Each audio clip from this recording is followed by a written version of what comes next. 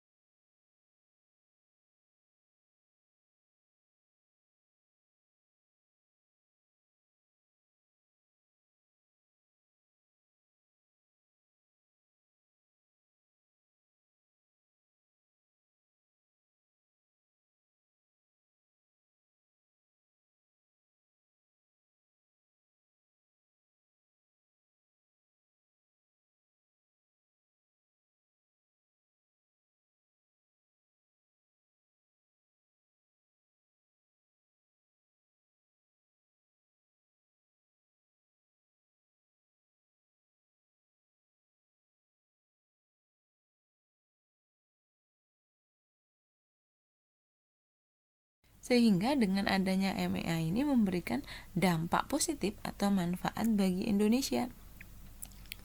Yang pertama tentu saja dapat menstabilkan perekonomian negara karena nanti tentu saja kegiatan ekspor dan impor berjalan dengan lancar.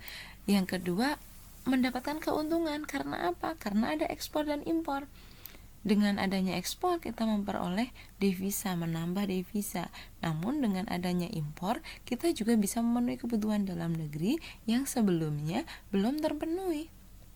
Jadi lebih mudah. Barang itu tidak harus kita cari tetapi sudah masuk sendiri ke negara kita itu. Berikutnya dapat meningkatkan investasi. Investasi atau penanaman modal dari negara lain akan lebih banyak dari sebelumnya.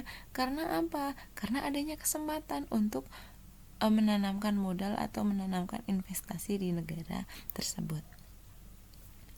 Yang keempat, menjadikan pebisnis menjadi semakin kreatif. Kenapa? Pebisnis atau wirausahawan ini harus semakin kreatif agar mampu bertahan dari persaingan di bidang perdagangan, baik itu dengan produsen dalam negeri maupun produsen luar negeri, sehingga muncullah sikap kreatif. Yang kelima, meningkatkan devisa negara karena tadi dari kegiatan ekspor maupun ada penanaman modal ke Indonesia. Berikutnya adalah menyejahterakan masyarakat. Kenapa? Yang mencari pekerjaan lebih mudah mencari pekerjaan kemana-mana kalau dia punya keterampilan. Nah, sedangkan untuk yang memerlukan barang-barang dari luar negeri bisa lebih mudah karena ada barang luar yang bisa masuk ke Indonesia. Selain manfaat, ada juga dampak negatifnya. Yang pertama, karena ada barang dari luar negeri banyak masuk, maka tentu saja persaingan produk dalam negeri semakin meningkat. Awalnya kita memproduksi pakaian hanya di dalam negeri. Setelah adanya MEA, maka produsen pakaian dari Singapura, Thailand maupun Malaysia bisa masuk ke Indonesia juga, sehingga produk dalam negeri harus bersaing dengan produk asing. Yang kedua, meningkatnya persaingan dalam mencari pekerjaan. Kerjaan banyak, hanya saja peminatnya juga tambah banyak. Jadi, kalau ada lowongan pekerjaan di Indonesia, maka persaingannya bukan hanya dengan orang Indonesia, tetapi juga dengan orang-orang di negara lain, karena tadi kan arus barang dan jasanya tidak ada lagi sekat atau pembatasnya. Yang ketiga, adanya eksploitasi sumber daya alam atau penggunaan secara berlebihan ya. Berikutnya adalah bagaimana upaya pemerintah untuk menghadapi MEA agar kita tidak diam aja atau tidak berpartisipasi, namun kita harus aktif dalam MEA. Satu, memperkuat daya saing ekonomi dengan cara apa? Meningkatkan produk. Yang kedua, menggalakkan cinta produk dalam negeri. Jadi kalau sudah ada rasa itu, maka banyak barang dari luar negeri pun kita tidak akan tergoyah. Yang ketiga, dengan memperbaiki infrastruktur. Untuk apa infrastruktur diperbaiki? Untuk menarik investor atau orang yang menanamkan modal di Indonesia. Yang keempat, meningkatkan kualitas SDM atau sumber daya manusia atau tenaga kerja di Indonesia. Jadi, kalau mencari kerja di luar negeri, jangan pekerjaan yang dengan upah minimum, tetapi maksimalkan, sehingga harus meningkatkan keterampilan.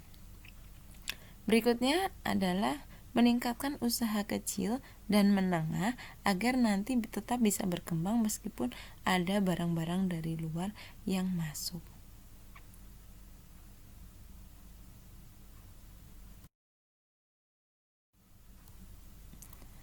Bagaimana upaya pemerintah untuk meningkatkan kualitas tenaga kerja di Indonesia agar mampu bersaing dengan orang-orang dari negara lain?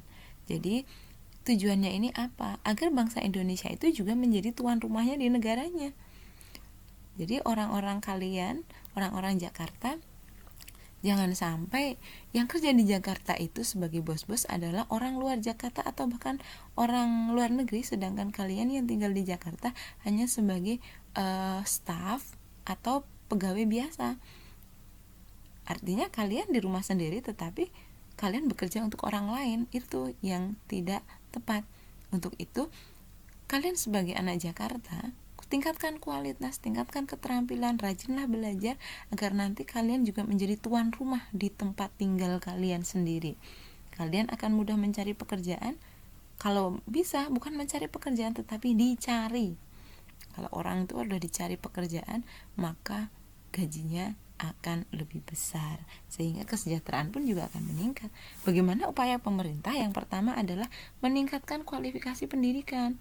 Dulu hanya wajib belajar 6 tahun, sekarang menjadi 12 tahun. Yang kedua, memberikan pelatihan lokakarya dan pelatihan kepada calon tenaga kerja, sehingga dibukalah Balai Latihan Kerja Industri atau BLKI, serta kursus-kursus yang diselenggarakan oleh pemerintah.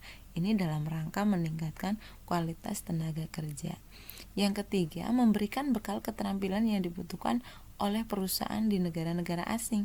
Kenapa malah bekerja di negara asing? Targetnya untuk mendapatkan apa? Ilmu.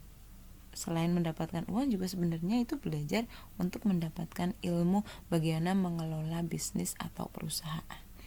Berikutnya adalah memilih calon tenaga kerja yang memenuhi persyaratan tenaga kerja yang diajukan oleh Masyarakat Ekonomi ASEAN atau MEA. Jadi memilih beberapa tenaga kerja yang kompeten dan profesional. Terakhir, meningkatkan jumlah tenaga kerja terampil yang memiliki daya saing dunia. Jadi yang dibanyakin bukan ekspor TKW atau TKI, tapi ekspor tenaga ahli. Jadi harus dibekali dengan keterampilan untuk menjadi tuan rumah ya, menjadi tuan rumah atau bisa dikatakan bosnya nanti di Indonesia maupun di negara lain. Jadi, mengenai peran Indonesia di bidang tenaga kerja ASEAN, saya garis bawahi adanya MEA ini, pertukaran barang dan jasa semakin tidak bisa terbendung, persaingan kerja semakin ketat. Untuk itu anak-anak harus rajin belajar, persiapkan, tingkatkan kompetensi dan daya saing. Sampai jumpa, sukses untuk kalian semua.